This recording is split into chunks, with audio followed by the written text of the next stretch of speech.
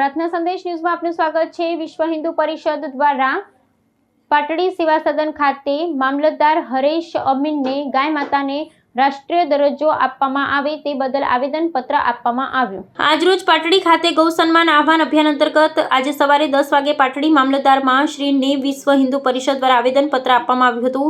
આ પ્રસંગે પાટડી નગરના વિશ્વ હિન્દુ પરિષદના આગેવાનો હરિભાઈ પ્રજાપતિ, નરેશભાઈ પંચોલી, પ્રહલાદભાઈ પ્રજાપતિ, દાદુભાઈ રબારી, મહેશભાઈ ઠાકોર તથા પાટડી નગરપાલિકાના સદસ્ય મીનાબેન દેસાઈ, ગીતાબેન વરસાણી, નયનાબેન ઠક્કર, જયશ્રીબેન દુધરેજિયા, ભરતભાઈ જીંજુવાડિયા, વિષ્ણુભાઈ ધોળકિયા તથા પાટડી નગરની સોસાયટીના ભજન મંડળની બહેનો મોટી સંખ્યામાં હાજર રહ્યા હતા। રિપોર્ટર મિનહાજ મલિક, સુરેન્દ્રનગર। મારું નામ નરેશભાઈ કેશવભાઈ પંચોલી। હું વિશ્વ હિન્દુ પરિષદ પાટડી પ્રખંડની અંદર વિવિધ જવાબદારીઓ નિભાવતા અત્યારે હાલ રાષ્ટ્રીય સ્વયંસેવક સંઘમાં ચોટીલા વાનપ્રસ્થી વિસ્તાર તરીકેની મારી જવાબદારી છે। વિશ્વ હિન્દુ પરિષદમાં અમે પણ જિલ્લા સહમંત્રી જેવા હોદ્દાઓમાં દાયિત્વ નિભાવેલું છે।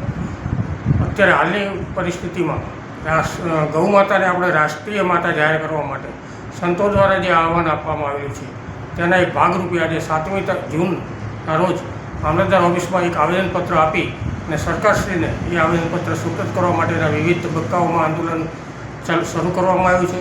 જેમાં સંતો દ્વારા પ્રથમ મામલતદારશ્રીને, પછી હવે પ્રાંત ઓફિસર, કલેક્ટર સાહેબ, પછી રાષ્ટ્રપતિશ્રી, આ બધાને આવેદનપત્ર આપીને ગૌ માતાને એક રાષ્ટ્રીય માતા જાહેર કરે તે માટેનું એક આંદોલન અત્યારે ચાલી રહ્યું છે સંતોના માર્ગદર્શન હેઠળ।